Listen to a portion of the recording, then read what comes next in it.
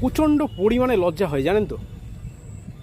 এই যে ক্লাবগুলো পুজোর সময়, এই যে এখন পুজো সামনে, সেপ্টেম্বরের শেষের দিকে পুজো, প্রতিটা ক্লাব 1 লাখের উপরে টাকা পাচ্ছে।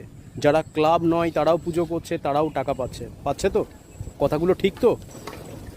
এই টাকাগুলোর প্রয়োজন কি? পুজো হয় না, মানুষেরা করতে পারে না পুজো? পারে, অবশ্যই পারে।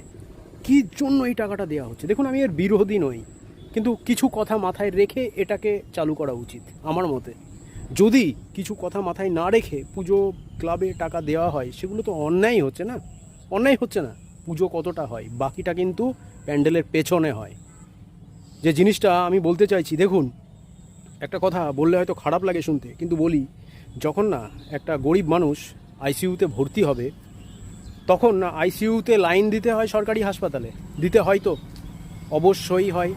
সেক্ষেত্রে তাকে যদি বেসরকারি হাসপাতালে নিয়ে যেতে হয়, তখন কিন্তু কত পরিমাণে আইসিইউ এর বিল হয় জানেন বেসরকারি হাসপাতালে?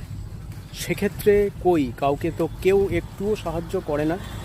আমি কাউকে দোষ দিচ্ছি না, কিন্তু কেউ তো কাউকে সাহায্য সেই সময় করে না। কিন্তু এই যে 1 লাখের উপরে ক্লাবকে দেওয়া কী প্রয়োজন? এই যে ধর্ষণ, ওয়েস্ট বেঙ্গল, সারা ইন্ডিয়াতে যে ধর্ষণগুলো হচ্ছে, তার সঠিক বিচার হচ্ছে না। এই যে চাকরি প্রার্থীরা, যারা পরীক্ষায় বসে চাকরি পেয়েছে, তাদের চাকরি চলে গেল, ডিসেম্বর পর্যন্ত তাদেরকে বাড়ানো হয়েছে, তারা স্কুলে গিয়ে আপাতত প্যারা টিচারের মতন কাজ করতে পারবে, পরে তারা বাতিল। কি হলো এটা? কেন হলো? কেন হবে?